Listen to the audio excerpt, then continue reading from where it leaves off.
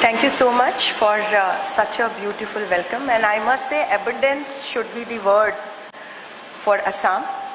Abundance of water, abundance of greenery, abundance of beauty, abundance of culture, abundance of gifts that I have just received, and the hospitality that I have been receiving since yesterday, and abundance of love.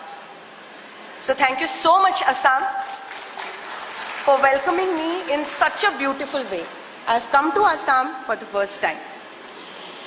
इस सत्र की अध्यक्षता कर रहे आदरणीय अध्यक्ष महोदय Shri नाजरी, professor Mahanta, इस सभागार में उपस्थित समस्त विद्वज्जन, सुधीजन, कार्यक्रम के आदरणीय आयोजक और समस्त युवा शक्ति, युवा तरुणाई को मेरा सादर नमस्कार। मैं इस कार्यक्रम के आयोजकों का हृदय से आभार व्यक्त करती हूं कि आपने गौरांग नदी के तट पर बसे शांति के इस सुंदर शहर कोकराझार में G20 पर इतने विशाल सम्मेलन के आयोजन करने के बारे में सोचा और इस आयोजन का मुझे भी हिस्सा बनाया और JNU दिल्ली से मुझे अपने विचार यहाँ इस मंच पर रखने के लिए आमंत्रित किया। कल मैंने गुवाहाटी में माँ कामाख्या का आशीर्वाद प्राप्त किया। तन और मन अद्भुत ऊर्जा से सराबोर हो गए। आज जब गुवाहाटी से कोकराझार आई तो पूरे रास्ते हरितिमा की सुंदर चादर देखती आई और यहाँ की नैसर्गिक सुंदरता को आंखों ही आंखों में पीती चली आई और मुझे महसूस हुआ कि विराट हिमालय, विस्तृत ब्रह्मपुत्र, शुद्ध रेशम, ताजगी भरी चाय की वृहत्ता को अपने में समेटे असम की ये पुण्य भूमि विशेष है। असम की ये पुण्य भूमि भारत की विविध संस्कृति, भारत के गौरवशाली अतीत, भारत की लोकतांत्रिक मूल्य और यहाँ की युवा शक्ति का सच्चा दर्पण है। इस पुण्य भूमि को मैं सादर नमन करती हूँ। आज मुझे एक्टिव पार्टिसिपेशन इन डेमोक्रेसी इस थीम पर अपने विचार यहाँ रखने के लिए बुलाया गया है। चूंकि मैं जवाहरलाल नेहरू विश्वविद्यालय में इंटरनेशनल स्टडीज पढ़ाती हूँ तो आज जो भी विचार यहाँ रखूंगी उसमें मेरा अपना विषय भी कहीं ना कहीं सम्मिलित होगा। एक्टिव पार्टिसिपेशन इन डेमोक्रेसी, लोकतंत्र में सक्रिय भागीदारी, विशेषकर युवाओं की भागीदारी। अब सबसे पहली बात तो ये कि इस विषय की जरूरत ही क्यों पड़ी। जब हम बात करते हैं डेमोक्रेसी की, लोकतंत्र की, तो हम लोकतंत्र को कैसे डिफाइन करते हैं? जनता का, जनता के लिए, जनता के द्वारा शासन, ठीक है ना। हम सभी जानते हैं कि लोकतंत्र की नींव जनता पर बसी हुई है। हम सभी जानते हैं कि डेमोक्रेसी लोगों के पार्टिसिपेशन के बिना चल ही नहीं सकती। तो फिर आखिर ऐसी क्या बात हो गई कि G20 के मंच से हमें ऐसे सब्जेक्ट पर चर्चा करने की जरूरत महसूस हुई। हम और आप यहाँ पर इकट्ठा हुए। तो चाहे आप इंटरनेशनल लेवल पर देखें, आप चाहे नेशनल लेवल पर देखें, आप अपने ग्रास रूट लेवल पर देखें, जब आप इतिहास की ओर झांक कर देखेंगे तो आपको पता चलेगा कि पब्लिक गवर्नेंस में, पॉलिसी मेकिंग में और डेमोक्रेसी में जन भागीदारी का, विशेषकर युवाओं की भागीदारी का एक अभाव लंबे समय से देखा गया। और इसके क्या कारण रहे, इसे समझने के लिए हमें विश्व इतिहास में थोड़ा पीछे जाना होगा। तो जब हम दुनिया की डिप्लोमेटिक हिस्ट्री की ओर देखते हैं, कूटनीतिक राजनीति की ओर देखते हैं, तो पाते हैं कि एक लंबे समय तक ये दुनिया कॉलोनियल मास्टर्स और कॉलोनीज के बीच में बटी हुई थी। तो वो देश जो दूसरे देशों को अपना गुलाम बनाते थे और इस पूरी व्यवस्था में लोकतंत्र के लिए कोई जगह थी ही नहीं। बल्कि हम देखें कि प्रथम विश्व युद्ध क्यों लड़ा गया, तो तमाम यूरोपियन पावर्स, कॉलोनियल पावर्स और अन्य शक्तिवान देशों ने प्रथम विश्व युद्ध लड़ा ही इसलिए कि वो अपनी टेरिटोरियल पावर को बढ़ा सकें, अधिक से अधिक देशों को अपना गुलाम बना सकें। प्रथम विश्व युद्ध के बाद लीग ऑफ नेशंस की स्थापना की गई ताकि ग्लोबल पीस और सिक्योरिटी बहाल की जा सके, लेकिन ना तो इसे प्रोत्साहन मिल पाया, ना इसमें देशों का एक्टिव पार्टिसिपेशन रहा और इसीलिए लीग ऑफ नेशंस बुरी तरह से विफल रहा। और फिर दुनिया ने द्वितीय विश्व युद्ध देखा। हालांकि द्वितीय विश्व युद्ध की समाप्ति के बाद तक ये तमाम कॉलोनियल मास्टर्स एक बात अच्छे से समझ चुके थे कि अफ्रीका, लैटिन अमेरिका और एशिया के जो ये तमाम गुलाम देश हैं, अब इनको हम बहुत अधिक समय तक गुलाम बनाकर नहीं रख सकते। इसलिए तब डेमोक्रेसी की एक वेव, लोकतंत्र की एक लहर इस दुनिया ने देखी। बहुत सारे देश, जिसमें भारत भी शामिल था, स्वतंत्र हुए और इन्होंने लोकतांत्रिक व्यवस्थाओं को अपनाया। इसी समय यूनाइटेड नेशंस की भी स्थापना की गई ताकि इंटरनेशनलाइज्ड पीस को, इंटरनेशनलाइज्ड सिक्योरिटी को बढ़ावा दिया जा सके। लेकिन नए नए आजाद हुए देशों ने यह पाया कि ये दुनिया तो अभी भी विभाजित है, विकसित देशों में और उन्हें क्या कहा जाता था, थर्ड वर्ल्ड नेशंस में। तो यहीं से दुनिया ग्लोबल नॉर्थ और ग्लोबल साउथ में विभाजित होती हुई नजर आती है। तो इन नए आजाद देशों ने यह पाया कि चाहे इंटरनेशनल सिस्टम हो या इंटरनेशनल इंस्टीट्यूशन, उनकी आवाज को जगह नहीं मिल रही है। और यही कारण रहा कि अंतरराष्ट्रीय स्तर पर यूनाइटेड नेशंस ने बहुत सारे ऑब्जेक्टिव्स एस्टेब्लिश कर दिए, लेकिन इन ऑब्जेक्टिव्स का ही डेमोक्रेटाइजेशन नहीं हो सका। उसमें एक्टिव पार्टिसिपेशन की तो बात छोड़ दीजिए। तो फिर यूनाइटेड नेशंस, G20 और इस तरह के जो तमाम अंतरराष्ट्रीय मंच थे, उनको किस चश्मे से देखा गया? उनको इस तरह से देखा गया कि ये तमाम मंच विकसित देशों के द्वारा, शक्तिशाली देशों के द्वारा संचालित होने वाले, नियंत्रित होने वाले मंच हैं। पूरे इंटरनेशनल सिस्टम पर इलीटिज्म का बोलाबाला साफ देखा जा सकता था। और यही कारण रहा कि जब उद्देश्यों का लोकतांत्रिकरण नहीं हो पाया, तो इन मंचों को भी धीरे धीरे ग्लोबल साउथ की जो दुनिया थी, जो विकासशील देश थे, जो अविकसित देश थे, उन्होंने नकारना शुरू किया, उन्होंने इन पे प्रश्न उठाने शुरू किए। तो न सिर्फ यूनाइटेड नेशंस, G20 पे भी प्रश्न उठाए गए। अब G20 का इतिहास मुझे आशा है आप सभी जानते होंगे। 1999 में एशियन फाइनेंशियल क्राइसिस के बाद इसकी स्थापना की गई ताकि सदस्य देशों के वित्त मंत्री और सेंट्रल बैंक के गवर्नर्स मिलके फाइनेंशियल क्राइसिस के लिए समाधान खोज सके। जब 2007 और 2009 में पूरे विश्व ने फिर आर्थिक संकट के नए दौर देखे, तब सदस्य देशों के प्रमुखों को भी इसमें शामिल किया गया। मुझे आशा है आप सब ये भी जानते होंगे कि G20 के 20 सदस्य हैं, 19 सदस्य देश हैं और एक यूरोपियन यूनियन है। 2 ट्रैक्स पे G20 काम करता आया है, वित्त ट्रैक और शेरपा ट्रैक। इसके साथ साथ वर्किंग ग्रुप्स भी हैं। 2008 में वॉशिंगटन DC में जब इसकी पहली बैठक संपन्न हुई, उसके बाद से आर्थिक मुद्दों के साथ साथ अन्य सस्टेनेबल डेवलपमेंट गोल्स भी G20 में समावेशित होते गए। लेकिन फिर भी इसमें कुछ कमी रह गई, इस पर प्रश्न उठाए गए। विकासशील देशों ने यह महसूस किया, कई विशेषज्ञों ने यह महसूस किया कि G20 को और अधिक समावेशी, यानी कि इंक्लूसिव और अधिक लोकतांत्रिक बनाने की आवश्यकता है। इस बात की आवश्यकता है कि G20 अपने तमाम उद्देश्यों का डेमोक्रेटाइजेशन करे। जब लोगों को इन उद्देश्यों के ही बारे में नहीं पता होगा, तो वो इन उद्देश्यों की पूर्ति से जुड़ेंगे कैसे? जबकि ये दौर बड़ी अपॉर्चुनिटीज का दौर था। अगर आप 90 के दशक को देखें तो विश्व राजनीति में बहुत बड़े बदलाव आए थे। इस समय देखें तो 90 के शुरुआती दशक में USSR इंटीग्रेट हो गया था, कोल्ड वॉर की समाप्ति हो चुकी थी। जो ये दुनिया थी ये मल्टीपोलर हो चुकी थी। इसमें शक्ति की परिभाषा सिर्फ टेरिटोरियल पावर तक सीमित नहीं रही थी, इसमें सॉफ्ट पावर भी जुड़ गई थी। ग्लोबलाइजेशन ने पूरी दुनिया के दरवाजे पे दस्तक दे दी थी। जनता इंटरनेट और कंप्यूटर जानने लगी थी। लोग इंटरनेट के माध्यम से भौगोलिक सीमाओं के परे एक दूसरे के साथ जुड़ने लगे थे। लेकिन फिर भी न कभी इंटरनेशनल सिस्टम को, न इंटरनेशनल इंस्टीट्यूशंस को, न देशों को ऐसा लगा कि क्यों ना हम अपने ऑब्जेक्टिव्स को, अपने प्लान्स को, अपने प्रोग्राम्स को, अपनी गवर्नेंस को डेमोक्रेटाइज करें और तब अपने युवाओं से कहें कि इसमें आकर भागीदारी करो। यही हाल हमने राष्ट्रीय स्तर पर भी देखा। 1947 के बाद यदि हम देखते हैं तो हम स्थिति देखते हैं कि अंतरराष्ट्रीय स्तर पर हमने अपने आप को गुटनिरपेक्ष या नॉन अलाइंड कहा। लेकिन क्या हम वाकई में नॉन अलाइंड थे या किसी देश विशेष के साथ खड़े थे? यह स्थिति स्पष्ट नहीं थी। हमने पंचवर्षीय योजनाएं चलाई, लेकिन क्या इन योजनाओं का लाभ समाज के अंतिम छोर तक खड़े हुए व्यक्ति तक पहुंच रहा था? हमने इसकी पड़ताल करना जरूरी नहीं समझा। हमारी इन योजनाओं में हमारे युवाओं का कितना से था, युवाओं की क्या भागीदारी थी, इस पर हमने काम नहीं किया। हमने घोटालों का भी एक बड़ा दौर देखा, तो इस तरह से राष्ट्रीय स्तर पर भी हमने देखा कि किस प्रकार की स्थितियां बनी हुई थी।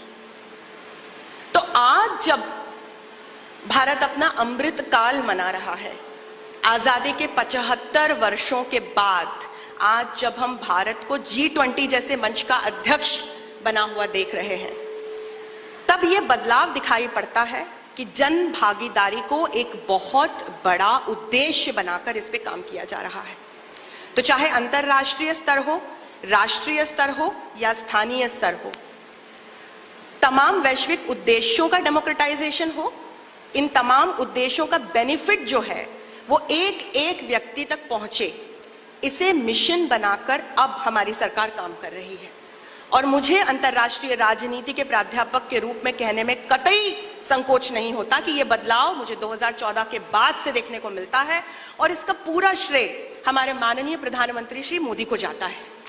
उन्होंने 2014 के बाद से ही न सिर्फ इस देश को एक सूत्र में पिरोने के लिए काम करना शुरू किया, उन्होंने अंतरराष्ट्रीय स्तर पर जन भागीदारी को एक बड़ा मिशन बनाया।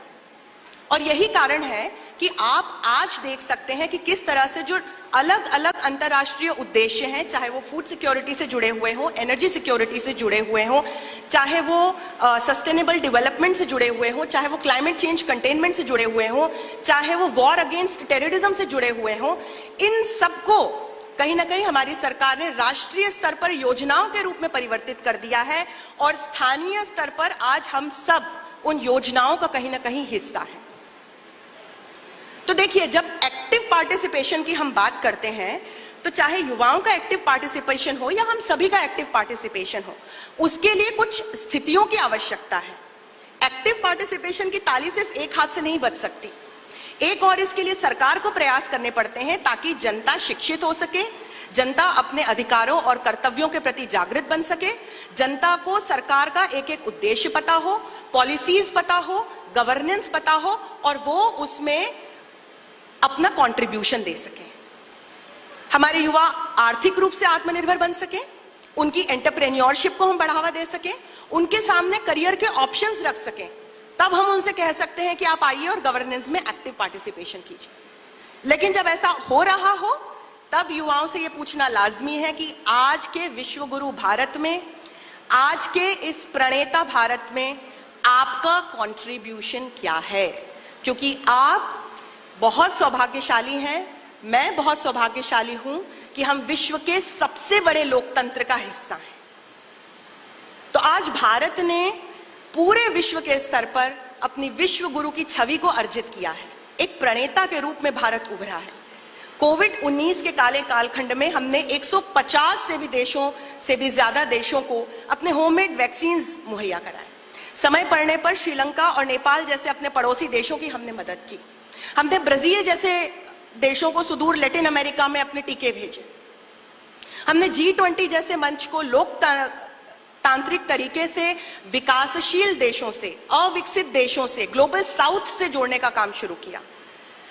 तो आज जब इतना कुछ हो रहा है, तो यहां जो मेरे सामने इतनी बड़ी युवा शक्ति बैठी है, मेरा उससे ये सवाल है कि आपका इसमें कंट्रीब्यूशन क्या है और क्या होना चाहिए, इस पर आपको जरूर विचार करना चाहिए, क्योंकि सरकार अपना काम कर रही है।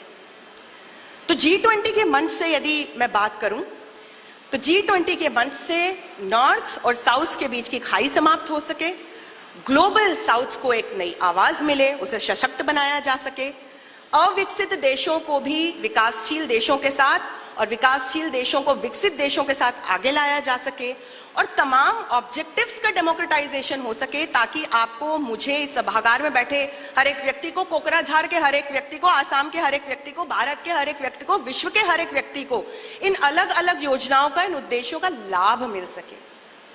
इसके लिए भारत सरकार काम कर रही है, और यह काम पहली बार हो रहा है। तो ये कैसे हो रहा है, इसका उल्लेख प्रोफेसर सिन्हा और मेरी G20 पे 2 पुस्तकें आई हैं, उसमें हमने विस्तार से किया है। लेकिन बताना चाहूंगी कि पहली बार G20 के मंच पर इसके उद्देश्यों को हमने 16 सेक्टर्स में बांट दिया है। हर एक सेक्टर अपने आप में एक वैश्विक मुद्दा है, एक वैश्विक ऑब्जेक्टिव है, और हर एक सेक्टर को हम स्थानीय लेवल तक ले गए हैं। तो international level, national level, your local level, there are a lot of opportunities where you can contribute to each and every sector. So I'll just give you some data and some examples. तो हम देखते हैं कि हमारे सामने renewable energy का पहला sector है। ये G20 का एक बहुत महत्वपूर्ण लक्ष्य है, ये एक बहुत महत्वपूर्ण वैश्विक लक्ष्य भी है। आपको ये जानकर बहुत प्रसन्नता होगी कि भारत रिन्यूएबल एनर्जी का विश्व का तीसरा सबसे बड़ा उत्पादक देश है। हम सोलर एनर्जी के उत्पादन में विश्व में नंबर 5 पर है और विंड एनर्जी के उत्पादन में विश्व में नंबर 4 पर है। आज हम क्लाइमेट जस्टिस की भी बात कर रहे हैं। हम बात कर रहे हैं कि नॉर्थ और साउथ के बीच की खाई पटे और जितने भी रिन्यूएबल एनर्जी से जुड़े हुए गोल्स हैं उसे विकसित और विकासशील देशों में बराबर रूप से बांटा जाए और इसमें किसी के साथ किसी प्रकार का दोहरापन ना हो। हम ग्रीन टॉक की बात कर रहे हैं। दूसरा महत्वपूर्ण सेक्टर है हेल्थ केयर। आप सभी जानते हैं कि किस तरह से भारत एक बहुत विविध टोपोग्राफी, विविध संस्कृति और बहुत ह्यूज पॉपुलेशन का देश है, लेकिन इसके बावजूद अमेरिका और इटली जैसे देशों की तुलना में हमने कोविड-19 के दौरान भी अपने देश में हेल्थ केयर फैसिलिटीज के बेहतर से बेहतर मैनेजमेंट के माध्यम से कोविड पर विजय प्राप्त की। यही नहीं, हमने 150 से भी ज्यादा देशों को अपने होम मेड वैक्सीन भेजे। हमने आरोग्य सेतु जैसी ऐप के माध्यम से कोविड को बहुत अच्छे से मैनेज किया। हम नए एम्स खोल रहे हैं, हम नए मेडिकल कॉलेजेस खोल रहे हैं, हम आयुर्वेदा को बढ़ावा दे रहे हैं, हम public and community health infrastructure को बढ़ाने की बात कर रहे हैं। ये सब हम राष्ट्रीय और स्थानीय स्तर पर कर रहे हैं, लेकिन ये G20 का उद्देश्य है, तो हम कहीं ना कहीं इंटरनेशनल ऑब्जेक्टिव को अपना कंट्रीब्यूशन दे रहे हैं। अब यहाँ बैठे तमाम जो ये युवा शक्ति है, ये बच्चे हैं, इनमें से मुझे बताएं कि कितने डॉक्टर बनने वाले हैं, कितने नर्सेज बनने वाले हैं, कितने आयुर्वेदा को अपनाने वाले हैं, कम से कम ऐसे कितने हैं जो अपने आसपास के लोगों को हेल्थ केयर से जुड़े हुए जनरल अवेयरनेस की चीजों से परिचित कर पाए। तो आप किस तरह से इस सेक्टर को अपना योगदान दे रहे हैं, यह महत्वपूर्ण हो जाता है। डिजिटलाइजेशन एक बहुत बड़ा उद्देश्य है हमारे लिए भी, G20 के लिए भी। मुझे कहने में बहुत गर्व होता है कि भारत सरकार ने 140 करोड़ की आबादी वाले देश को सफलतापूर्वक डिजिटलाइज करके दिखा दिया है। तो चाहे हमारी बैंकिंग एंड फाइनेंशियल सर्विसेज हो, चाहे हमारे एजुकेशनल इंस्टीट्यूशंस हो, चाहे हमारे सरकारी दफ्तर हो, चाहे हमारा रेलवे हो, चाहे हमारे एयर टिकटिंग सिस्टम हो, हमारा सब कुछ आज डिजिटलाइज्ड है। हमने उमंग ऐप का निर्माण किया है, एक प्लेटफॉर्म है, इसमें 22,000 से भी ज्यादा डिजिटल सर्विसेज एक्सेसिबल है। क्या आपने कभी एक्सेस करके देखी? कम से कम इतना कंट्रीब्यूशन आप इस डेमोक्रेटिक नेशन को इस तरह से दे सकते हैं। लाइफ एक बहुत बड़ा ग्लोबल ऑब्जेक्टिव, G20 का ऑब्जेक्टिव, भारत ने इस पे कई योजनाएं चला रखी हैं। फिर आते हैं सस्टेनेबल डेवलपमेंट गोल्स जो यूनाइटेड नेशंस ने स्थापित कर रखे हैं। भारत ने इसको लेकर के भी कई योजनाएं चला रखी हैं। पंचामृत इसमें से प्रमुख है और इस पंचामृत योजना के तहत हम 2070 तक नॉन रिन्यूएबल एनर्जी को पूरी तरह से फेज आउट कर देंगे। और मुझे ये बताने में बहुत हर्ष होता है कि हम निर्धारित समय से 9 साल पहले ही इस दिशा में एस्टेब्लिश्ड वैश्विक लक्ष्यों में से 21 लक्ष्यों को पूरा कर चुके हैं। तो अब आपको डिसाइड करना है कि इसमें आप किस तरह से कंट्रीब्यूट कर सकते हैं। इसके अलावा मल्टीलेटरल प्लेटफॉर्म्स जैसे कि क्वाड, जैसे कि I2U2, जैसे कि ब्रिक्स, जैसे कि यूनाइटेड नेशंस के अलग अलग प्रोग्राम्स को भारत सरकार सफलतापूर्वक चला रही है। हम बायलैटरल लेवल पर, हम मल्टीलेटरल लेवल पर अलग अलग देशों के साथ इंगेज हो रहे हैं और चाहे टूरिज्म हो, चाहे एग्रीकल्चर हो, चाहे टेक्नोलॉजिकल डेवलपमेंट्स हो, चाहे काउंटर टेररिज्म इनिशिएटिव्स हो, हम इन सब पे काम कर रहे हैं। इसके अलावा व्यापार निवेश है, एग्रीकल्चर है, टूरिज्म है, लिस्ट बहुत लंबी है, स्टार्टअप्स हैं। युवाओं को स्टार्टअप्स शुरू करने के लिए, विशेषकर लड़कियों को स्टार्टअप्स शुरू करने के लिए भारत सरकार विशेष प्रोत्साहन देती है। इसमें आपका क्या कंट्रीब्यूशन हो सकता है? क्या आपने कभी माय गवर्नमेंट की वेबसाइट पर जाकर के इसे चेक किया? क्या आपने अपने लिए वहां पॉसिबिलिटीज देखी, अपॉर्चुनिटीज देखी?